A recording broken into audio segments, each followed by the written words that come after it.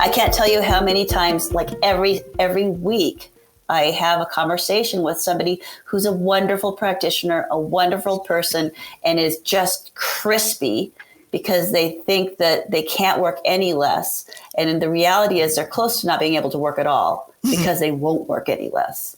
Yeah. And it's such an important thing to be able to grow in the direction where you're taking better care of yourself so that you can be a better doctor.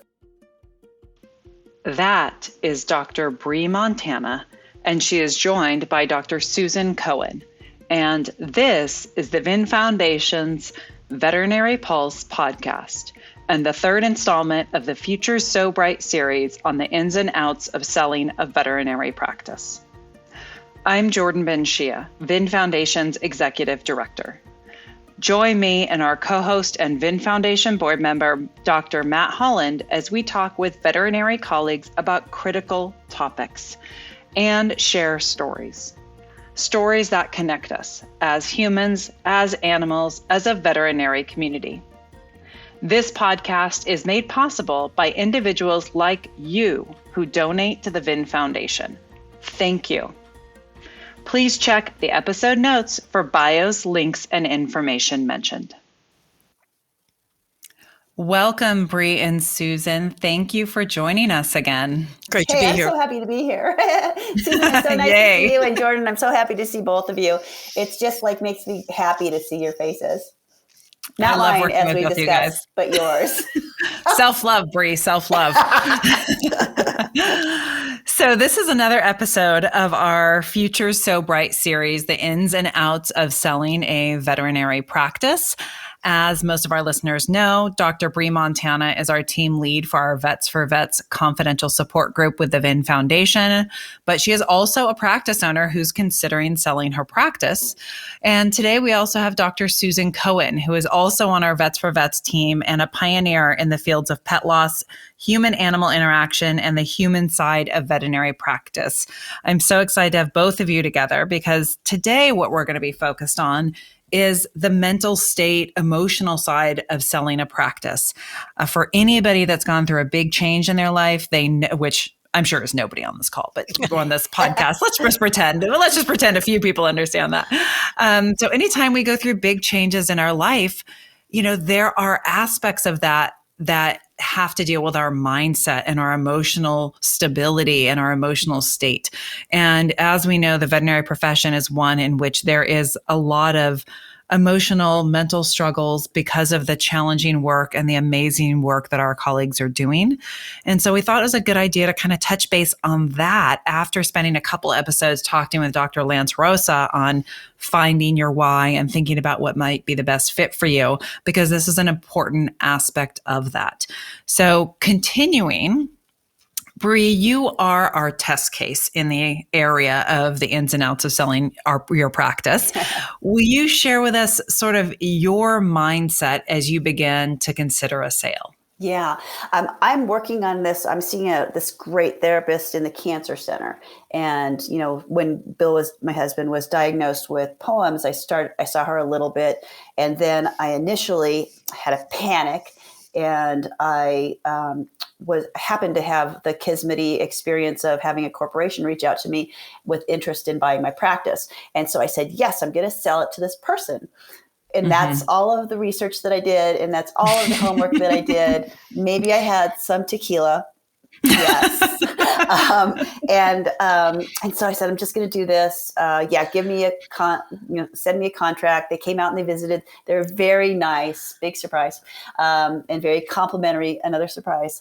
And so I sent a copy of the letter of interest, or the in pencil letter of interest that they sent me, to a couple of good friends and colleagues, Paul Pion and Rafi, the VIN Foundation attorney. And they both said, let's just take a glass of water and get some sunlight and talk about this. And so I thought about it and I thought, God, this is a crazy time for me to be making a decision. And so I need to sit with it. This is just a complete decision by fiat, and it's not what I want to do. I want to make all the decisions that I make in my life. I like to think about them and try to come to terms where I have made that decision in a way that feels good. So I put it away. I did all the things I had to do for the last year and a half to kind of help Bill get to a healthy plateau where he is now. And now that my personal life is as stable as it can be, it's time for me to look to my future and figure out what my new future is, because my whole life is changing now. My life is much different than it was when my husband was completely supporting my practice, all the things that I do. One time Jordan said, God, he does everything for her. I mean, he's in a positive way, right? Yeah. I mean, I don't think that most people understand that Bill's Dr. Bree Montana's husband, Mr. Bill West, and he kind of acted like your practice manager and your support with everything, right? Yeah, he did everything so that all I had to do was get up and get shiny every morning. That's all I had to do. Right. I could get up. He's an ultra athlete. And we would hike our 4 huskies. Well, 3 then, and then we got 4 in the middle of it. Why? I don't know. Now we have 4 huskies, so I'm certifiably challenged. So yeah, we'd hike our huskies to the forest to work. It's a 4-mile hike. And then he'd go take off and do his hike. And then he'd do the rest of the day. We could call him anytime and say, we need a coffee run. And he'd show up with coffee for my whole staff. And we'd say, we need bleach. He'd go get that. I mean, just whatever happened. And then he'd do all the accounting and he'd do all the payroll. And I'd come home and there would be some sort of a plant-based diet, wonderful fresh dinner. And all of our animals were cared for. If I needed something at the barn, if I had a horse show, he and my daughter would meet up at the barn and wash my horse for me.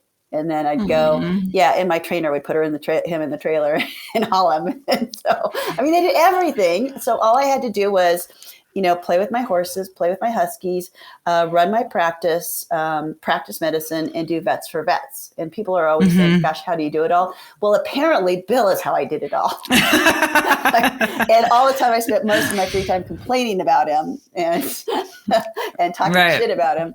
And then here he was doing all this stuff. And so my life is very different. He spent months and months not being able to walk at all. And he's had his foot amputated and he's learned how to walk with that. But that guy is a different guy now. And my practice is a different practice and my marriage is a different marriage. And so that's what led me to say, I really do need to sit down and envision my life going forward. So some of this is specific to me, but a big part of this is specific to anyone who's planning on transitioning from working, even if it's part-time, into, even if you're working part-time now and you're going to work even less, or you're working full-time now and you're going to work part-time or retire entirely.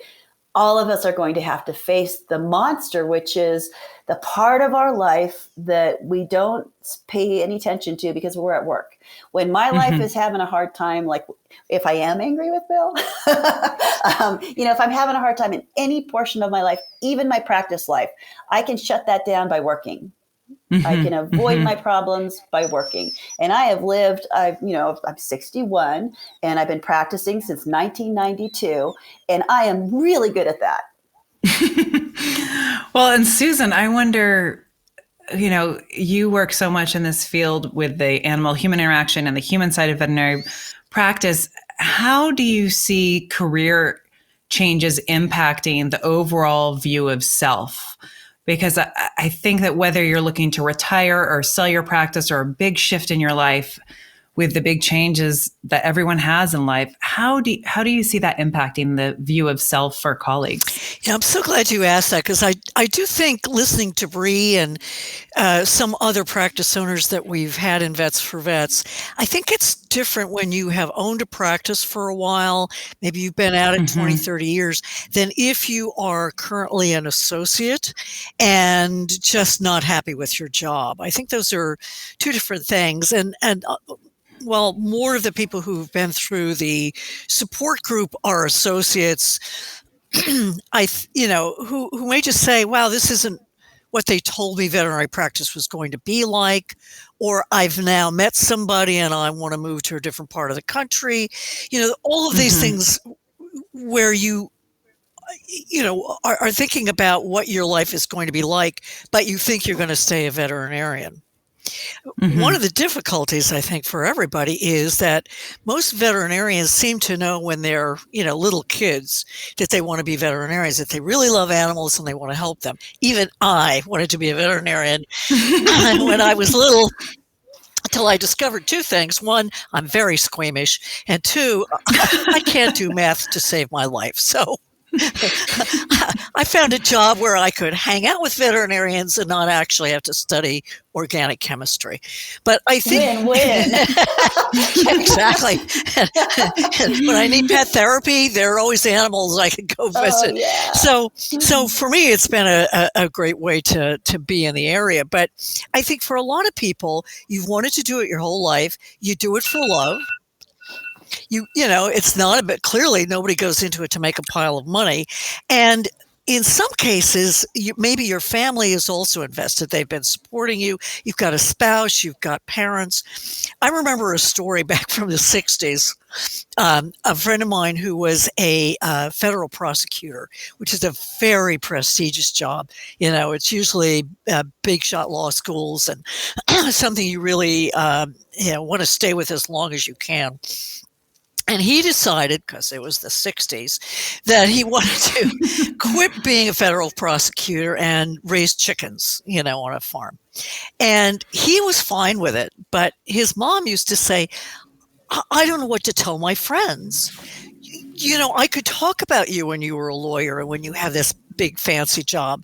And now I don't know what to say about you. I mean, it's a long time since the 60s, and I think we're a little more open to changing direction. But again, if this is something whatever it is that you've wanted to do your whole life, to change, to cut back is very loaded. And I think if you've been a practice owner, what I'm seeing, and again, I probably am not talking to all the happy practice owners because they wouldn't be in the group. But the practice owners that I'm running into either are in a situation like Bree's where there's been a change that they didn't necessarily, want. They develop arthritis in their hands and can't do surgery, or they have developed a real anxiety disorder and they just don't want to deal with taking a risk or talking to clients or whatever it is. But many of them seem to be reaching a point where they just kind of snap and they just say, I've tried everything I can think of to make this work. And all of a sudden, there's that one last straw on the camel's back, and I don't want to do this anymore. And again, I know you all have talked about the legalities and the money and all of that, but for some of them, the decision to get out of veterinary medicine is pretty clear. There isn't a lot of worry about their self-image. They've done it for 30 years and they've had it. It's just not fun anymore. So those people don't agonize. I feel like there's a large subgroup of us that are needing to transition into a different phase in their career. And I think it's really important that as we do make that transition, that we find a way of recognizing what we get from where we are now and in seeing that. For example, one of the things I'm recognizing for myself is a big part of my self-esteem comes from my being a juggernaut at work. No matter what comes through the front door and what I'm doing while it comes through the front door, I'm able to pivot and handle all of that. And that's been a challenge for me this last year because my bandwidth is so taken up with a variety of other things. And so I've had to recognize that I'm mourning that. I have to lock down my schedule more. I'm having to handle things a little bit differently and sending things to a specialist that I would normally do myself. And that's going to happen as I sell my practice or as I go to part-time. If let's say I have a partner come in and buy part of the practice, that partner is going to be taking up a lot of that fame. I get a lot of personal self-esteem.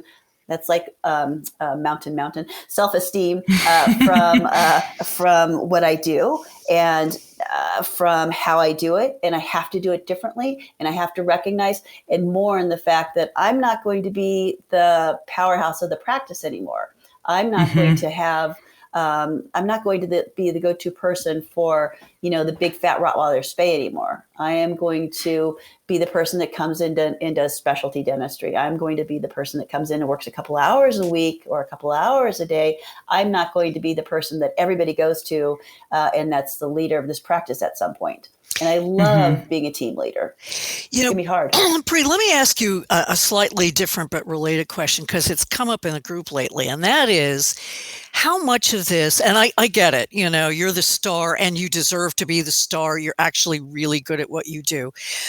But one of the things that's come up in the group lately is this drive to be busy, you know, that there's no excuse for not being busy, preferably at a paid job all the time. And that if you're home, you really ought to be cleaning out the closets and, you know, just, you know, at it all the time. Have you seen my pantry with all the labels? I swear to God. I think Jordan's seen my pantry. I bought a bunch of clear glass jars from a supply company, and everything is, I have a problem. That sounds like heaven to me, but I know, I love it. It's just like, it really does make me happy. Okay. Yes, that's a real thing. And that's another thing that's touching back on what I originally was mentioning. And that's that in order to handle some things that are difficult for me, and I'm probably not the only guy that does this, I get busy instead of sitting with my discomfort.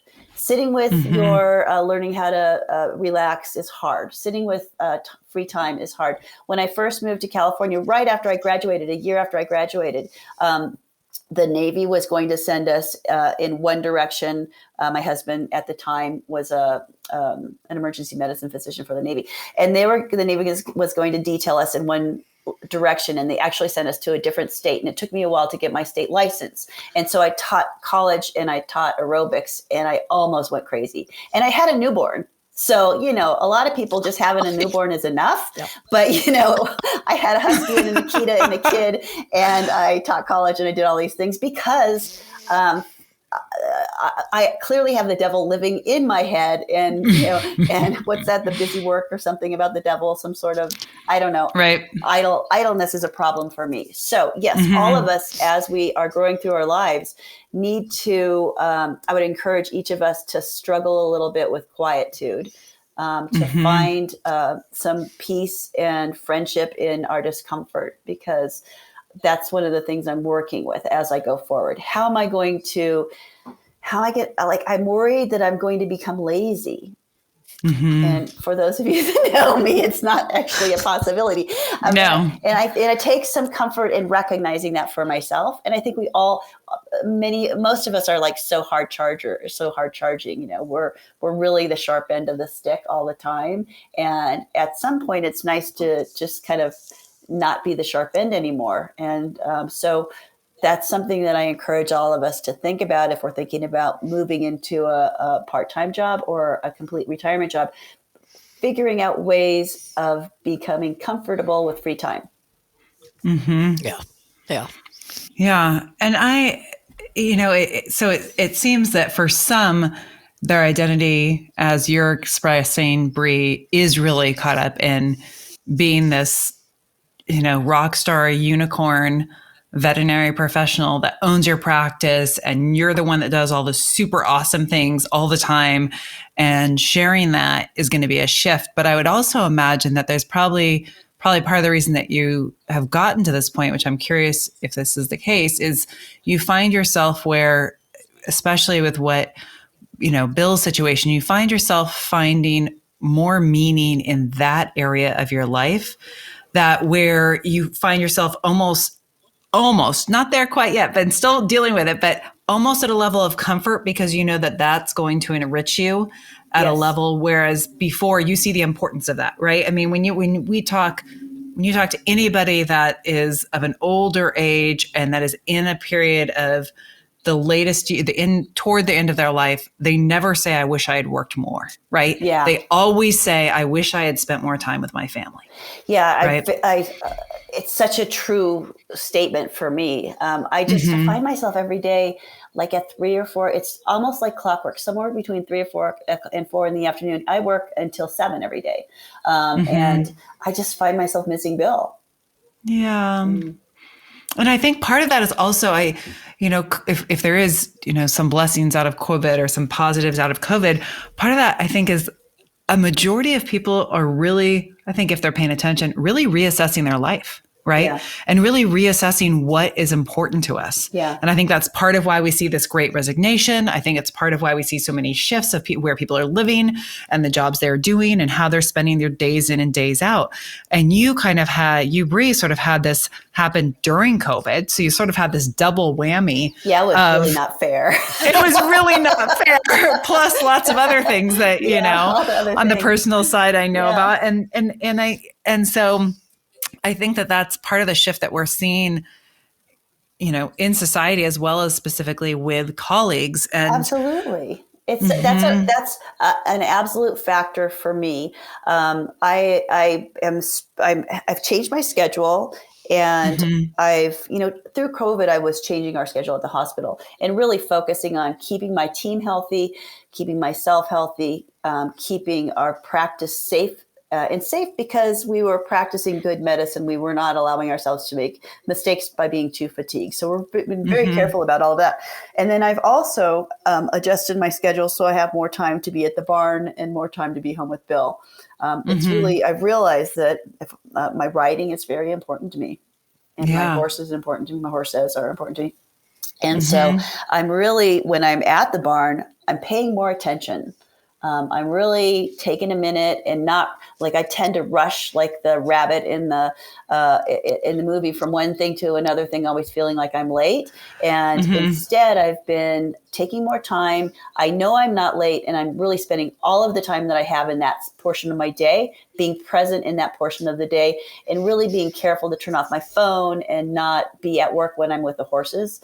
And then when I'm at work, I have been remiss at work in that I haven't been a good leader this last year and a half. I've been mostly letting my team carry me. And now that I'm feeling my feet a little more balanced underneath me, I'm making some good decisions. And I'm really recognizing that I need to step in and be more present for my team. So my focus is going to be really being there with my team when I'm there. And then when I'm with Bill, I am not going to be at the barn in my mind. I'm not going to be dealing with my practice in my mind. I'm going to be focusing on being with Bill. And we went away last weekend to see my mom for her 82nd birthday. And Bill and I carved out 2 days before the time we spent with her, and then another day at the other end. And it was great. We did the things that he felt good doing. And it was, it's a different way for me because I'm very much ADHD and like Jiminy in my head. There's always skeletons doing strange things in there. And they're still doing that.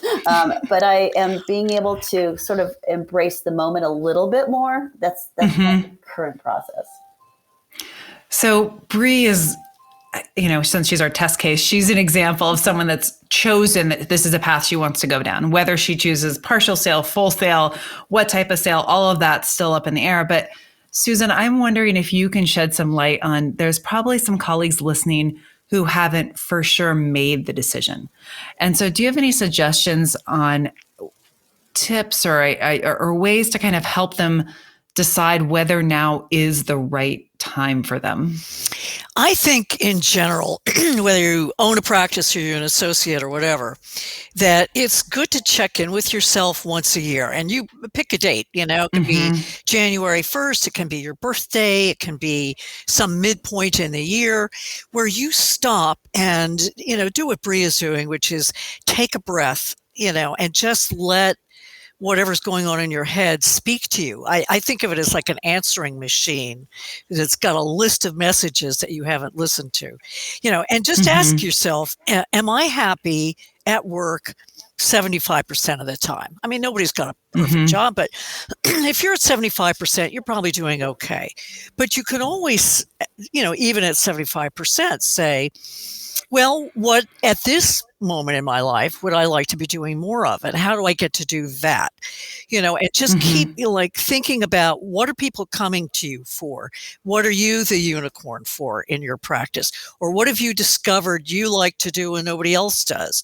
Whatever it is, just think about those kinds of things and try to keep yourself happy as you go. But if you've reached a point where all of the things you've tried are not enough, speaking to your boss and writing lists and having whatever it is you're doing, having therapy, then it's time to really think about how you're going to spend the rest of your time.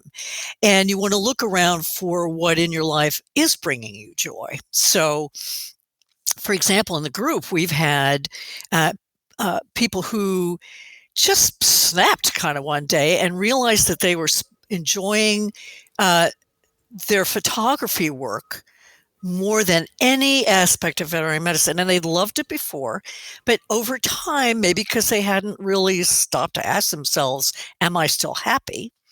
They were done. I know someone else who transitioned very slowly and realized that, she worked a number of different jobs and she was good at it and successful, but there were things about it she just didn't like, but she did like to write. So she taught English as a second language and, all while staying a veterinarian. And then eventually transitioned into being a copywriter for veterinarians. So you need something done on your website or you need an article on blah, blah, for some magazine, she's your person. So, if you have time and you can sort of see it coming, you can think about the parts of your life that make you happy and head in that direction. One of the problems comes when, and it's something Bree's alluded to, if I'm not a veterinarian or if I'm not a veterinarian full-time or if I'm not doing all the tricky surgery, whatever, who am I, and what am I supposed to be doing? And, can I, if I've invested time and money and my spouse has made sacrifices, how do I think about letting set yourself go of that? Up for success? Well, and how do I make this change? And Bree's talked about it in a way that makes me still feel good about myself and feel, hey, I've learned to embrace life in a new way, or I've decided to pursue a different interest. I suggest, if you can, that it's really important to take some time away. If you can take a vacation, if you can, just cut back for a little bit. For some people, the guy that discovered this concept of type A behavior, which is this time-driven, aggressive style. You know how he did that? He was all of us. He was a cardiologist, and he said, and again, this is back in the day when we thought it was a man's issue. He'd be in the hospital and talking to all these guys who would say, "Thank God I had a heart attack. I hate what I do for a living. I just didn't know how to stop." So sometimes it's forced on you, to stop and reevaluate your life. But what I find, another issue that we haven't really talked about is, in addition to you being invested in your career and your parents and everybody in your family, your clients and your staff are invested in you. And one of the things I've heard from people who are owners of maybe one or two doctor practices in a rural area or on an island or something like that, and they know their clients know them, they feel incredibly responsible to their clients who don't have a million other places to go. And in some cases, especially the owners who are thinking about selling, they're concerned about their staff, and what's going to happen when this corporation takes over. So we love our staff. We love our teams. You want to protect your clients, you want to protect your team. And it is one of the things, in addition to being a workaholic and all the other stuff we've talked about, it's one of the things that makes even small changes difficult at first. We've had a number of people in the group who say, I have to keep my phone on 24/7 because I'm the primary game in town and they'll have to drive an hour and a half if I don't pick up that phone. And Susan, I'm going to stop you there for a second to shine a light on the fact that, on what I believe to be the fact, that almost every single dingle one of us feels like we're that important in this particular profession. I think it's a huge misunderstanding of our importance in the world that really burns us out. And we feel like nobody's going to be able to survive if we're not available to them 24/7. But the reality is that we're less important to the world than we probably would like to think. And I want to encourage each of us to realize. Well, and maybe more important to each of your own individual lives. Yes. Exactly. Yes. Exactly. I mean, all of us can push, cram for the exams or write the big paper, whatever it is. We can all do that. You can't work at that level month after month, year after year, And so if you tell yourself, I must answer the phone every time it rings, I must get up in the middle of the night and, whatever, right, forever, then you'll wind up leaving the profession when maybe you didn't have to, because you couldn't allow yourself to turn the phone off or take a long weekend or whatever it is you're not doing. And that's really Susan, the only. I wish you'd say that 10 times. I wish you'd say that 10 times in a row, and we could put it on people's ringtones. I can't tell you how many times, like every week, I have a conversation with somebody who's a wonderful practitioner, a wonderful person, and is just crispy because they think that they can't work any less. And the reality is they're close to not being able to work at all because they won't work any less. Yeah. And it's such an important thing to be able to grow in the direction where you're taking better care of yourself so that you can be a better doctor. Absolutely. I love how I feel like you're talking to me, even though I'm not a veterinarian. It's true for all of us. We all feel we all feel like we're the only person that can carry that box into the house. And there's a well, we do the very best job of it, Bree. Nobody else can carry that box. That's right? Part of the problem. It happens to veterinarians. It happens to technicians. It happens to social workers, which I am. We're all good at stuff. And if you're pretty, like smarter than average and you work hard, you really are probably better than the average bear. And there's this feeling, if I go home, if I don't answer the phone, if I don't, arrange all the surgical instruments or whatever, somebody's going to die, or something horrible will happen. We just can't let ourselves off the hook. Yeah, exactly. Yeah. Yeah. So that's something that we're going to have to work with, all of us, those of us that are taking this walk together, whether it's today or 3 months from now or a year from now or 2 years from now, when you listen to this podcast because you're considering transitioning and selling your practice or part of your practice and spending more time in your own personal life, we're going to have to come to terms with the fact that it's going to hurt our feelings that somebody's going to do it. Someone's going to do our job. They're going to do a good job at our job. Not maybe as good as us. Right? No, but it's still okay. As me. For sure not as good. Not with, whatever I bring, the je ne sais quoi that I bring to that room. Yeah, somebody's going to do the job. They're going to do a good job of it. Somebody's going to tell us that they love the new doctor. It's going to hurt our feelings. I'm not that big of a girl. We're gonna miss the feeling that we have when we pull that spleen out and the dog is doing great and he comes back for the suture removal and the histopath is good and our team, we all feel it. It's a big touchdown for all of us and we all participated in it. We're going to miss that. So we need to, if we aren't already building out the part of our life that challenges us, if we're not already sucking at something other than veterinary medicine, you need to get out there and start sucking. You need to get out there and start slipping in the ice.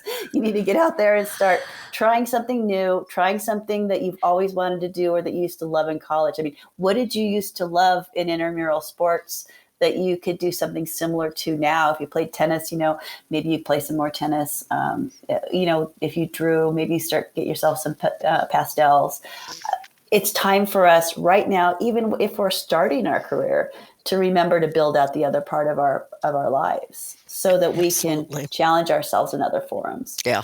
Couldn't agree more. So that sort of perfectly leads us into the next thing I wanted to ask both of you, which is, now that we know that whether you're choosing or looking at a partial sale or a full sale, there is going to be additional time in your life, right? Where you are not the unicorn inside the exam room or the surgical room. And I guess a question I would ask is, how can we help set our colleagues up for success and help them be proactive?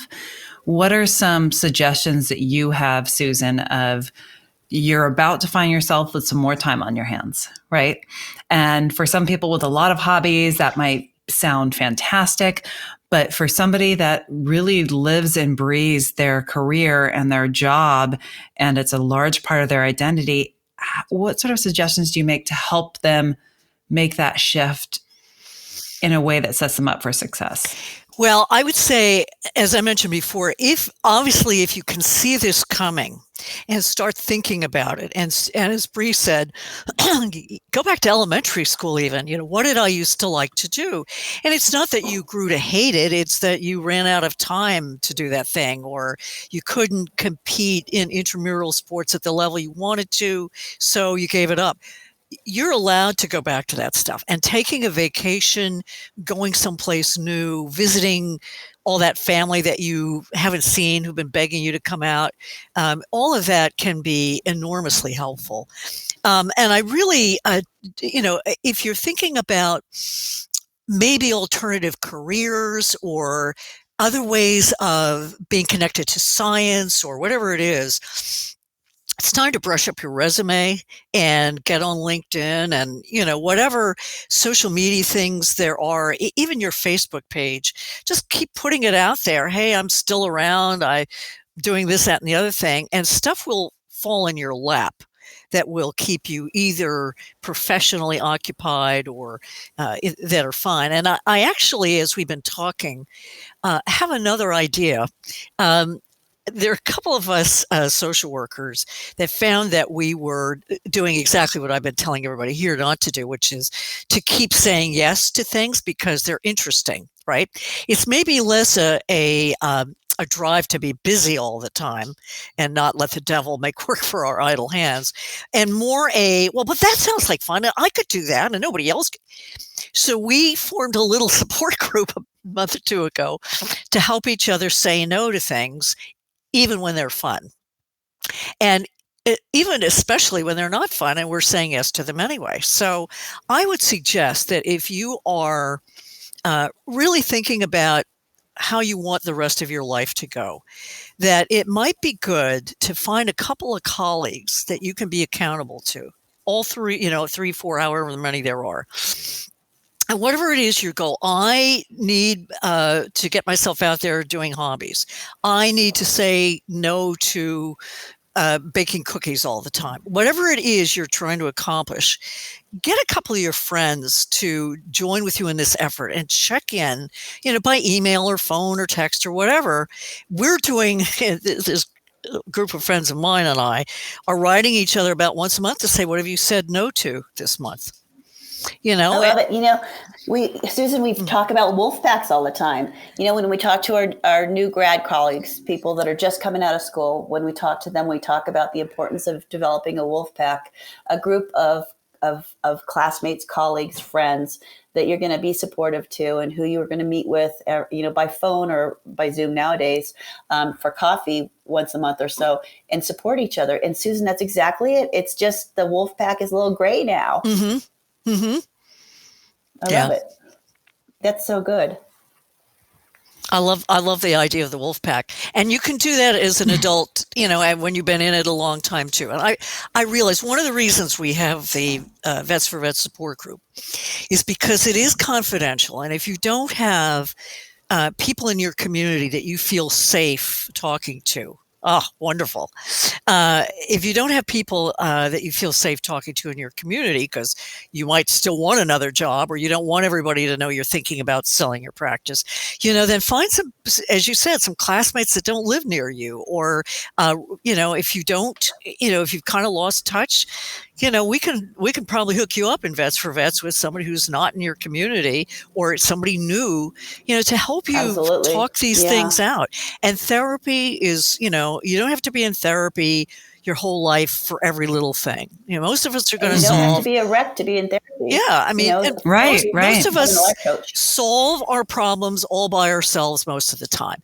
But when you've hit a wall, or when you keep having the same problem and you can't seem to think your way out of it, find a professional who's heard it all, to help you sort this stuff out. And there are plenty of people, frankly, who need a little medication, or they need to run more, or they need some sort of specific kind of intervention so that they can think straight and have less anxiety just in life in general. That's okay too.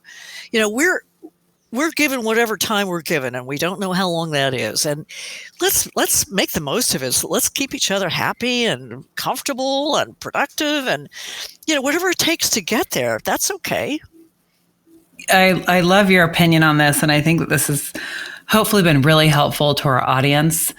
We want to encourage people, as always. We are collaborating with VIN, so all of these podcasts are on VIN, available for free. You don't need to be a VIN member. And let's continue this conversation on the message boards, and let's continue having people ask questions and engage. And if there are specific other topics you want to know about, we're here to listen. You can email podcast@vinfoundation.org. We will have links in all the episode notes with additional helpful information. We want to keep this somewhat, not too long so that our audience stays engaged. And thank you both so much for your time. I really appreciate it. Yay. Love talking to you all, always. Thank you. Thank you for joining us for this episode of the Veterinary Pulse. Please check the episode notes for additional information referenced in the podcast. If you enjoyed this podcast, please follow, subscribe, and share a review. We welcome feedback and hope you will tune in again. You can find out more about the VIN Foundation through our website, vinfoundation.org, and our social media channels. Thank you for being here. Be well.